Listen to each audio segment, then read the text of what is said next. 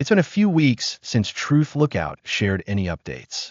This Tuesday, we are following up on a previous issue with some in-depth information after significant investigation.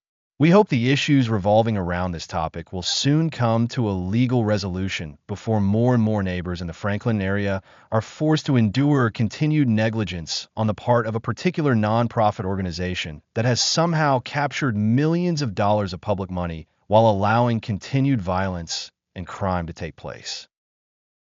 On February 5th, the Columbus City Attorney's Office issued a formal letter to the Sanctuary Night organization. The letter outlined basic and over a years-long continued dialogue and suggestions in hopes of mitigating continued violence and crime in the immediate area. While only a letter, this has not yet become a court case. So let's be clear about that. With so much public money, time, and resources involved, it's important to document the truth. And that is just what we will do. After a few weeks and months after 10 previous city meetings involving police, the city attorney, city council members, and various civic organizations had failed to create a lasting resolution to continued and well-documented issues revolving around Sanctuary Night. The organization attempted to communicate publicly on their own social media platform. They claimed they understood the issues, and that even after 18 months of concern, that they were now prepared to make a change in their protocols. Keep in mind, this was weeks after the city attorney told them to get in line or face legal consequences. They claimed to have developed a plan and concept on their social media platform and publicly published their ideas as changes coming March 1st.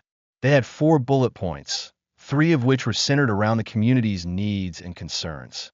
However, just one day's worth of documentation is all we will use to prove that posting something on your own social media platform doesn't make it true or accurate or effective.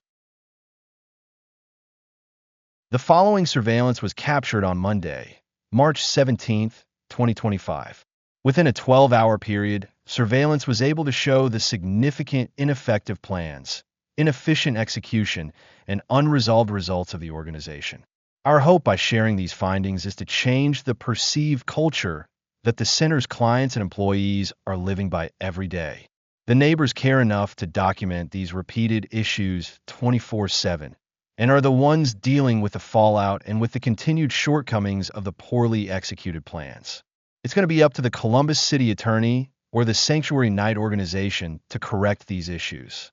The community is watching and documenting all of it.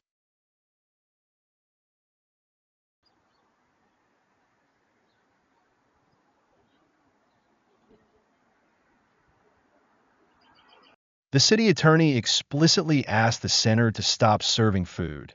However, even after the center publicly stated they would not be serving to-go meals or containers, you can see what they actually decided to allow.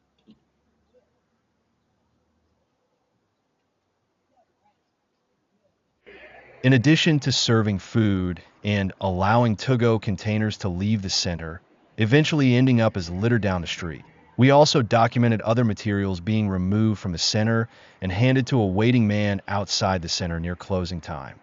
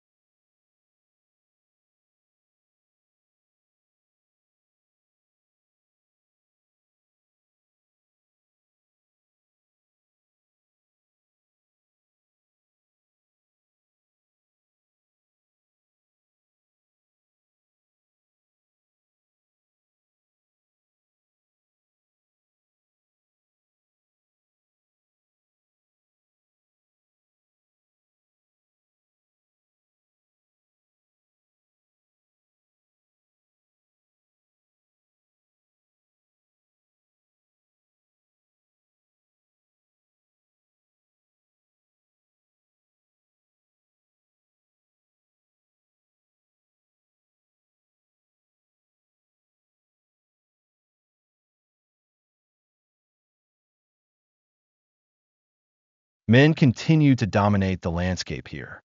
Men were documented inside and outside the center all day.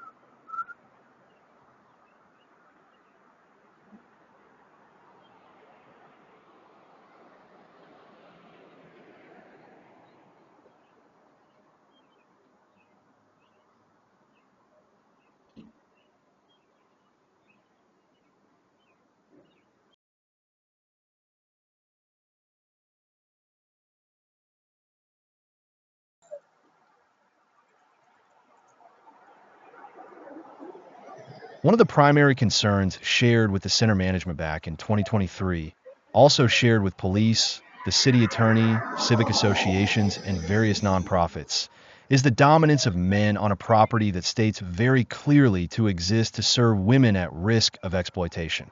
We have seen zero communication or reply to this issue from anyone. Zero response to what the community sees as a critical issue.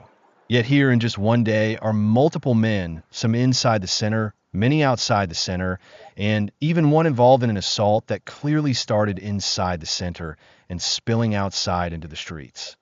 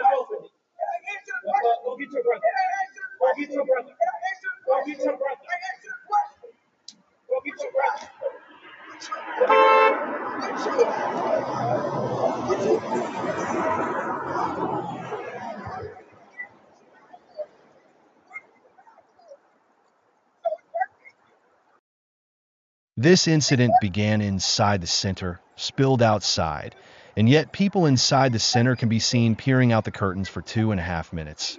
Yet no visible harm reduction or staff intervention took place at any time. Upon careful review, we can clearly see that zero intervention or harm reduction efforts ever took place from start to finish.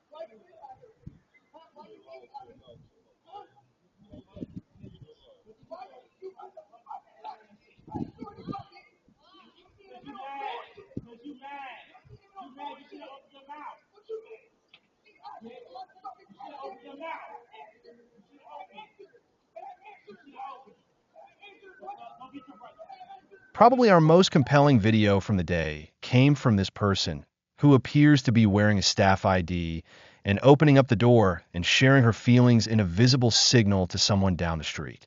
It was very fitting to what the day already brought to the surrounding community. All of these findings were captured during a 12-hour period on just one day, Monday, March 17th, 2025. What will tomorrow bring?